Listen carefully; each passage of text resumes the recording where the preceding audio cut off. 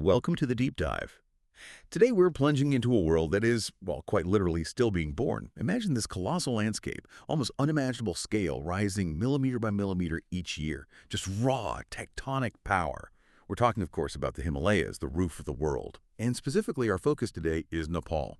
This nation, just cradled by these giants, is home to an unparalleled concentration of the highest peaks on Earth. And when we say highest, we really mean it. Nepal has 8 of the world's 14 peaks, over 8,000 meters. That's, 26,247 feet, the legendary 8,000ers. But we're also adding 2 others. They might be just shy of that 8,000-meter mark, but they're still way up there and have incredible stories. So together, these are the 10 crowns of Nepal. Exactly. And our mission really is to go beyond just rocks and ice. These mountains, there's so much more. They're living archives of human history. They're canvases for ambition, pushing human limits, and they're sacred grounds. We'll dig into their unique stories, the profound socioeconomic and cultural impact of mountaineering. And we have to confront the stark realities, too. The modern industry grappling with commercialism, controversy, and, of course, climate change. These peaks aren't static. They're dynamic, a critical barometer for planetary health, and honestly, a mirror reflecting our own quest for the sublime. Okay, let's start unpacking this with the titans of the Khumbu region. And we have to begin with the king, Everest. But what strikes me right away are the names. There's so many, and they tell such a powerful story of, well, conflicting worldviews. You've got Chomolungma, goddess mother of the world to the Tibetans, and in the Pali, Sagarmatha, forehead of the sky. These names, they're just steeped in culture, right? They give the mountain this divine, almost maternal spirit, something to be revered. Right. And then in stark contrast, you have Mount Everest. It's a name imposed by the British Survey, reflecting a completely different way of thinking measurement, colonial legacy. It was named after Sir George Everest, even though he apparently preferred using local names. And the British survey teams, well, they couldn't even get into Nepal or Tibet easily back then to find out what the locals actually called it widely. It's profound, really, how language shapes our relationship with something like a mountain. Do we revere it or do we aim to conquer it? And that dual identity, Chomolungma Sagarmatha versus Everest, it absolutely persists today. It really encapsulates that whole complex history. So what about its actual existence, the geology? This is where it gets really mind-blowing for me. I read something incredible, just unbelievable about its geology. Is it actually true that the very summit, it has evidence of once being under an ocean? How is that even possible? It's the ultimate geological plot twist, isn't it? So Everest was born from this massive collision between the Indian and Eurasian continental plates. It started over 50 million years ago. Basically, the Earth's crust just buckled and thrust ancient seabed skyward. And this colossal uplift, it isn't even over. The mountain's still rising about 2 millimeters a year. But yes, that marine origin proof, it's right there at the summit. The highest rocks on Earth aren't volcanic, they're limestone, the Chomolungma limestone. Yes. And embedded in it, fossilized bits of marine life trilobites, brachiopods from 450 million years ago. Imagine that. Standing on top of Everest, 29,000 feet up, and finding basically a seashell fossil. Wow. It's humbling, The roof of the world was once the floor of an ancient ocean. Incredible. And the conquest, the first ascent, became this huge global moment after decades of attempts. Yeah. May 29th, 1953. New Zealander Edmund Hillary and Nepali Sherpa Tenzing Norgay. That really was a symbol of human achievement, wasn't it? But like you said, that was just the beginning of pushing the limits. Absolutely. That first ascent opened the door, but then came these pioneering efforts that just redefined what was possible. Think about Reinhold Messner and Peter Habler in '78. First ascent without supplemental oxygen. People thought that was physiologically impossible. Then Messner comes back in 1980, first solo ascent, again, no oxygen, and during the monsoon. Just incredible. Right. And that same year, 1980, you had the Polish team Krzysztof Wielicki and Leszek Sisi, the first winter ascent. That's where they got the nickname Polish Ice Warriors. Yeah. Since then, Everest has become this stage for amazing endurance feats, professional ambition. You have people like Kami Rita Sherpa, 31 summits as of May 2025. 31. And Lakpa Sherpa, 10 ascents by a woman as of 2022. It really shows that shift, from national prestige to more individual and professional goals. But with that ambition comes extreme challenge, extreme danger. Climbers mostly use 2 main routes, right? The southeast ridge from Nepal and the north ridge from Tibet. The Nepalese route forces you through the Khumbu Icefall. You described it as notoriously unstable and treacherous. It's basically a moving river of ice. Exactly. It's constantly shifting, calving, incredibly dangerous. And beyond that, you're dealing with just brutal cold, down to -60 Celsius. Yeah. And winds over 125 miles per hour. Yeah, the objective dangers are immense, but the primary challenge fundamentally is the altitude itself. Above 8,000 meters, you hit the death zone. There's just not enough oxygen for your body to function properly. It's like, well, slowly suffocating. This leads to really severe risks like high altitude pulmonary edema, your lungs fill with fluid, and HACE, high altitude cerebral edema, where your brain swells. Both are incredibly dangerous, can kill you in hours. What's really striking, though, is the statistic. Summit success rates have doubled in the last 30 years or so. Went from about a third of climbers making it to maybe two-thirds now. That's thanks to better weather forecasting, fixed ropes, better oxygen systems. Okay. But the overall death rate, it's remained stubbornly consistent. About 1% of all climbers who go above base camp. It really suggests that technology helps, sure, but it can't eliminate those inherent dangers of being so high.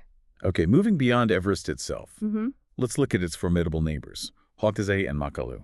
Hautezay, that's Tibetan for South Peak, right? It's tied geographically to Everest, sits just south, connected by the South Col. So a lot of the route is actually shared with Everest, up to Camp the Firth. That's right. And that shared path includes the famous Hautezay Face. It's this massive 11,125-meter wall of glacial blue ice, very steep, a major challenge for climbers going to either summit. Then, above Camp Fourth, the route split. Hautezay climbers head right up this narrow gully called the Rice Couloir, and that's known for being dangerous, lots of rockfall. The first ascent of Lhotse, Main was back in 1956, Swiss team. But it's interesting, its middle summit, Hautezay Middle, wasn't climbed until 2001. Wow, that late. Yeah. It shows how complex these massives are. There have been amazing feats like Krzysztof Filiki's solo winter ascent in '88, but it's also seen tragedy. Jerzy Kukuczka, the legendary Polish climber, died falling on the south face in '89. It's a serious mountain. And then there's Makalu, the Great Black Pyramid. Stands about 19 kilometers southeast of Everest. The name Big Black, maybe from the Hindu god Shiva. It really fits, doesn't it? That dark, imposing rock, that unique four-sided pyramid shape. It's considered one of the most technically demanding high peaks. Yeah, and its geology is fascinating too. Really old, deep earth rocks like gneisses pushed way up, injected with granite. It shows how active this region still is, geologically speaking. But its climbing history. The first ascent in 1955 by a French team is really unique. The leader, Jean-Franco, made this incredible decision. He ensured that all 9 climbing members, plus 1 Sherpa guide, reached the summit over a couple of days. All of them. That's unusual for that era. Hugely unusual. A landmark example of expedition leadership, valuing collective success over just 1 or 2 reaching the top. Makalu also has this reputation for just ferocious winds. That's probably why the first winter ascent didn't happen until 2009 by Simone Moro and Denis Urubko. It wasn't necessarily the technical climbing, it was battling the sheer environmental force of the mountain in winter. Okay, so from those famed giants, let's pivot to a really interesting contrast you mentioned earlier. The most accessible 8,000er versus a forgotten colossus. Tell us about this dichotomy between Cho Oyu and Gyeocheongtang. Yeah, it's a powerful illustration, really, of how human classification, just drawing a line at 8,000 meters, can shape a mountain's entire destiny. So Cho Oyu is the world's 6th highest. Beautiful name, turquoise goddess in Tibetan. It's on the Nepal-Tibet border. And its reputation. It's known as the most accessible of the 8,000-meter peaks. Accessible meaning easier climbing. Relatively speaking, yes. The standard route from the Tibetan side is less technically demanding than, say, Everest or K2. This accessibility has made it a commercial hub. It's a really popular first 8,000er for people wanting to get into high-altitude climbing. Its first ascent, 1954, Austrian team with Sherpa Pasang Dalai Lama. That was actually a pioneering climb because they did it without supplemental oxygen, quite ahead of its time, stylistically. And it has the lowest death-to-summit ratio among the 8,000ers. Now, with access to Tibet sometimes being tricky politically, there's more interest in routes from the Nepalese side. A new commercial route just opened there in June 2024, actually. Okay, so that's the accessible one. On the flip side, you have Gyacheng Kan, the forgotten giant, standing at 7,952 meters. It's so close. Right. It's the highest peak on Earth. It's not an 8,000er. It's right there with Everest and Cho Oyu, a true giant, but because it's just shy of that magic number, it's obscure. How does that arbitrary threshold literally dictate its fate, like you said? It's powerful almost. Yeah, tragic in a way. That 8,000-meter line, it's not just a number, it's like a gateway. Gateway to fame, commercial interest, funding, crowds. Gyatongthang misses that mark by just 48 meters, and boom, It's relegated. It's not for the commercial masses. It's for the elite alpinists seeking a really serious remote challenge. So fewer climbs. Way fewer. Its climbing history is sparse, and it speaks volumes about its difficulty. The first descent in 1964, Japanese team, was actually marred by tragedy. An avalanche killed one climber. And its reputation as this formidable challenge was really cemented by Yasushi Yamanoi's solo ascent in 2002, his descent with his wife. It became this epic survival story against avalanches, frostbite. It just solidified its character. Beautiful, but exceptionally dangerous. It's just a stark reminder, isn't it? How even in the wildest places, a human classification, an arbitrary number, can completely reshape how we interact with nature, create stars and forgotten giants based on a few meters. We've covered the geology of the climbing firsts on Everest and its close neighbors. But like you said, these mountains are more than just rock and ice. They're stages for intense human drama, pushing limits, and sometimes, yeah, paying a terrible price. Let's dig into some of the other titans now, the beauty and the brutality, especially in the Annapurna and Dhaulagiri massifs, starting with Annapurna later. Such a profound paradox. The name means goddess of abundance, but its reputation. Deadliest of all 8,000-meter peaks. That paradox is truly heartbreaking, isn't it? Annapurna consistently holds the highest fatality-to-summit ratio. Historically, it was estimated around 32%. Think about that. One death for every 3 summits. Roughly, yeah. It's fluctuated maybe closer to 20–30% more recently with improved forecasting and gear, but still incredibly high. And this lethal reputation, it isn't primarily because the climbing is super technical, like K2's hardest routes. It's the objective dangers, especially its massive, complex slopes that are just incredibly prone to huge, unpredictable avalanches. The story of its first ascent, June 3, 1950. Maurice Herzog and Louis Lachenal, first humans ever to summit an 8,000-meter peak. An unbelievable triumph. But the cost was devastating.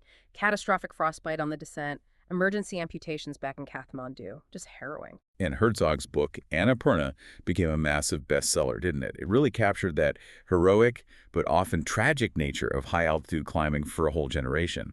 Since then, Annapurna's faces, especially the south face, have become this proving ground for elite alpinism. That south face climb in 1970, Chris Bonington's expedition, legendary. And more recently, Ueli Steck's solo ascent in 2013. The La Fale route in 28 hours round trip, just staggering, hailed as one of the most impressive climbs ever. Absolutely. The stats and stories around Annapurna, I just underscore the immense risks involved. It's a different beast.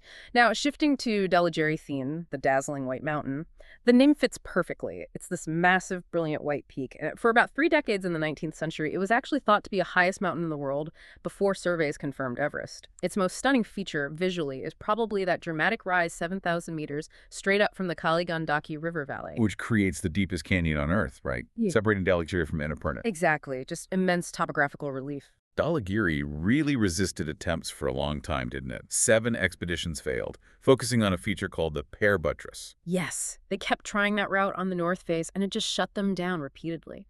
Success finally came in 1960, but via a completely different route, the Northeast Ridge. It was a Swiss-Austrian team. And wasn't there something about logistics, something innovative? Ah, yes. That expedition was a real pioneer in logistics. It was the first Himalayan climb supported by a fixed-wing aircraft.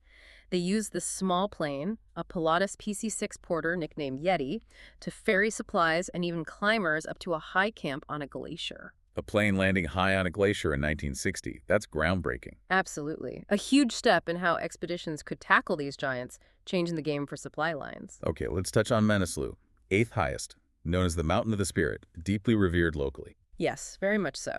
And its climbing history has this unique connection with Japan. The first ascent in 1956 was by Toshio Imanishi and Gyaltsen Norbu Sherpa. This led to this sort of saying, just as the British consider Everest their mountain, Manaslu has always been a Japanese mountain. It shows how certain peaks become entwined with national identity and effort. It's often seen as maybe more accessible, sometimes used as a prep climb for Everest. But it has a nasty reputation for avalanches too, right? I remember reading about a terrible one in 1972 that killed 16 people, and another more recently, 2012, killed 11. That's correct. Despite a relatively high summit success rate compared to, say, Annapurna, the avalanche danger on Manaslu is a constant serious threat. Its western face especially is known for it. And finally, in this group, Annapurna II. It's the 16th highest in the world, 7,937 meters. The eastern anchor of the massif shares the name, but it's a fully independent peak and apparently very challenging. It really is. Annapurna II often gets overshadowed by Annapurna, but it's a formidable mountain in its own right. Huge avalanche risk, rockfall, frequent storms. It makes it a seldom climbed peak, surprisingly so for its height. The first ascent was in 1960, a joint British-Indian-Nepalese team. Chris Bonington was on that one too. But think about this. It wasn't climbed without supplemental oxygen until 1969, and its first winter ascent, not until 2007.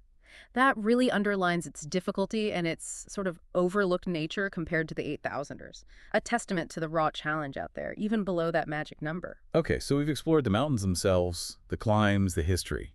But the stories of these peaks are inseparable from the people who live among them and the industry that's grown around them.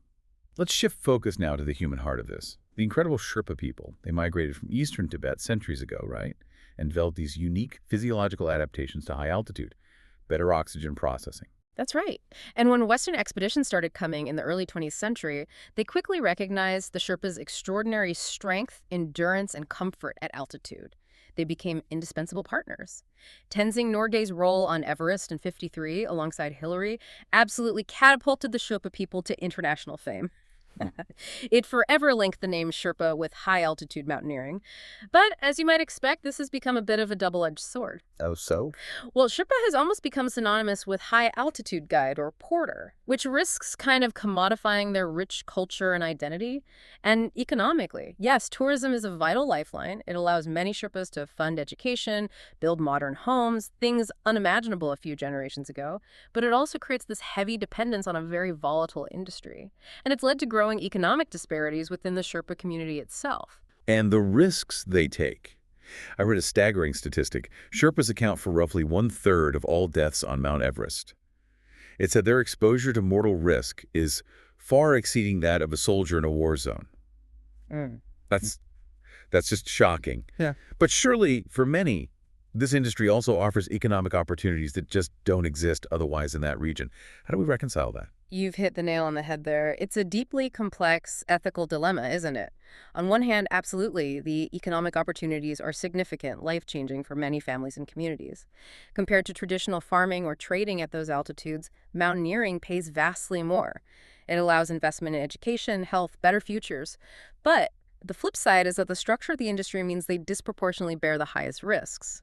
They're the ones fixing the ropes through the most dangerous sections like the icefall, carrying the heavy loads, spending far more time exposed to objective hazards. So the clients pay the money, the Sherpas pay, potentially with their lives. In essence, yes. That 2014 Everest avalanche, the one that killed 16 Nepali workers, mostly Sherpas, in the Khumbu icefall, that really brought these issues boiling to the surface. It sparked protests, demands for better insurance, better compensation, a fairer distribution of risk and reward.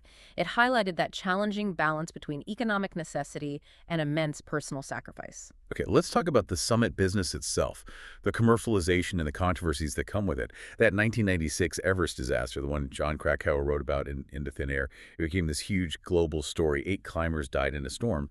But paradoxically, you said it actually amplified the mountain's allure. It made more people want to climb it. It seems counterintuitive, but yes. The book, the films, the sheer drama of it, it seemed to cement Everest's place in the popular imagination as the ultimate adventure challenge. And that coincided with the rise of commercial guiding companies in the 90s, making the climb accessible, or at least seem accessible, to affluent Westerners who could pay. The result? An explosion in numbers. Between 2000 and 2020, nearly 9,000 summits of Everest. Compare that to just over 1,100 in all the years before 1999. Wow. It's turned into a multi-million-dollar industry for Nepal. The government makes millions just from permit fees. An Everest permit goes up to $15,000 in 2025, and the total cost for a client on a guided trip, anywhere from, say, $45,000 to well over $200,000 for a premium service. But this boom leads to overcrowding, right? Mm-hmm. Especially on Everest's 2 main routes. Nearly 1,000 people trying to summit in a short weather window each season. That creates these dangerous traffic jams you hear about, especially at bottlenecks like the Hillary Step. Exactly. And those delays aren't just frustrating, they can be fatal. Waiting in line in the death zone means burning through your limited supplemental oxygen, increasing your exposure to the extreme cold, exhaustion. That infamous photo from 2019 showing that long queue of climbers snaking up to the summit ridge, That really brought it home visually, didn't it? It absolutely did. And many experts directly linked that severe crowding to several of the deaths that occurred that season. And it's worth stressing, this kind of extreme overcrowding is largely an Everest problem due to its unique fame and commercial draw. You don't see it to the same extent on K2 or Kanchenjunga. In this commercial model, it brings up other ethical questions too, doesn't it? Like inexperienced clients maybe becoming liabilities, not just to themselves, but to others. That's a huge point of debate, yes. How much experience should be required? Who gets to decide? And then there's the even darker ethical dilemma. Rescue and responsibility at extreme altitude. Up there in the death zone, the physical and mental capacity for altruism, for helping someone else in trouble, is severely diminished. Your own survival is paramount. That incident on K2 in 2023 really highlighted this, didn't it? The reports and drone footage appearing to show climbers stepping over a dying Pakistani porter, Mohammed Hassan, on their way to the summit. Yes, that sparked international outrage. And it's complex. Some climbers later claimed a rescue was attempted, but impossible given the conditions. High-altitude rescues are incredibly difficult, often impossible, but the visual, the perception, was stark. It highlighted this disturbing moral calculus that can emerge when personal ambition, commercial pressures, and extreme physical hardship collide. It forces us to ask really uncomfortable questions about whether the pursuit of a summit can outweigh the fundamental duty to aid another human life in distress. A tragic reminder of the pressures up there. Finally, let's turn to maybe the most profound challenge facing these mountains and us, the Anthropocene on high, the changing environment. The evidence for accelerated climate change in the Himalayas seems undeniable, right? Temperatures rising faster than the global average, especially at higher elevations. It's incredibly stark. We're seeing glaciers retreating at alarming rates. The Khumbu Glacier below Everest, for example, is thinning dramatically, losing ice volume rapidly. You even see black mountains appearing on peaks like Kanchenjunga, where glaciers and permanent snow cover have vanished, exposing the dark rock underneath. And these changes aren't just cosmetic, they're making the climbing environment more dangerous. Absolutely. Melting glaciers and thawing permafrost destabilize slopes. This means more rock falls, more unpredictable ice collapses, bigger avalanches, and all that meltwater. It's rapidly filling up glacial lakes high in the mountains. This creates a severe, growing threat of what are called GLOFs, glacial lake outburst floods. Yeah. Basically, the natural dam holding back the lake fails, sending this devastating wall of water, ice, rock, and debris surging down the valley, wiping out everything in its path. A huge risk for downstream communities. And beyond the climate impacts, there's the direct human impact, waste.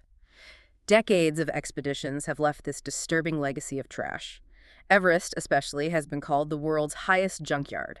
Estimates vary, but maybe 50 metric tons of garbage up there. Old tents, food packaging, climbing gear, oxygen cylinders. And human waste, too, right? I read something like 14 tons of human excrement are left on Everest each season. Yeah, the numbers are staggering. And managing waste at extreme altitude, where it's freezing, low oxygen, difficult to carry anything down, it's immensely challenging. It pollutes the glaciers, which are water sources for millions downstream. Are things being done about the trash? I know there are cleanup expeditions. Yes, groups like the Sagarmatha Pollution Control Committee, SPCC, organize cleanups, and they do amazing work removing tons of old garbage. Nepal also implemented a rule requiring climbers to bring down 8 kilograms of trash. Is that enforced effectively? Enforcement seems inconsistent, unfortunately. It's hard to monitor effectively. And beyond the visible trash, we have to remember the Himalayas are a global biodiversity hotspot. Distinct ecological zones climbing up the slopes. Rising temperatures are forcing species to migrate upwards, changing habitats, and the sheer influx of people for trekking and climbing puts pressure on resources like firewood, contributes to pollution, fragments habitats. It all threatens the long-term health of these absolutely vital mountain ecosystems. So as we wrap up this deep dive, it feels really clear that Nepal's 10 highest peaks are standing at a critical crossroads. The narrative has shifted, hasn't it? Yeah. From that heroic golden age of exploration to this much more complex, commercialized, and frankly, environmentally threatened present. Absolutely. And the future trajectory, well, it hinges on finding a more sustainable balance. Nepal is bringing in new regulations, those increased permit fees, making climbing experience mandatory, trying to enforce stricter guide-to-client ratios to manage numbers and safety.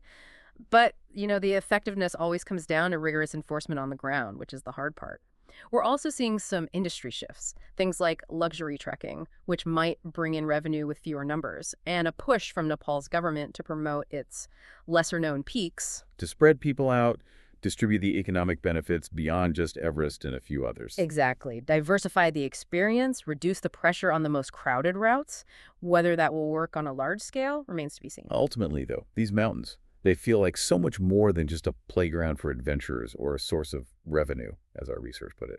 They're secret landscapes, the cultural bedrock for communities like the Sherpa, and they're undeniably this critical barometer of planetary health. Precisely. They're melting glaciers, the pollution, the ethical tightropes being walked in the death zone. They're really powerful symbols of much broader global challenges we all face. So maybe the final thought to leave everyone with is this. Their fate and our relationship with them might really reflect our own. It challenges us, maybe, to consider a collective shift, moving away from a mindset purely of conquest towards one of, well, custodianship. Custodianship, I like that. What does it really say about us as a species that we seek the sublime on these incredible peaks while simultaneously struggling to preserve their very existence? It's definitely a question worth pondering long after this deep dive ends.